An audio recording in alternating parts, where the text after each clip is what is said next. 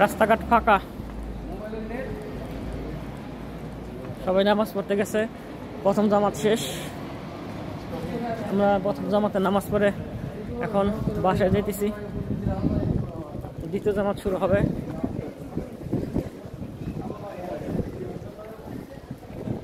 অন্য দেশের লোকজন কি বুঝতেছে আজকে আমাদের কি অনুষ্ঠান?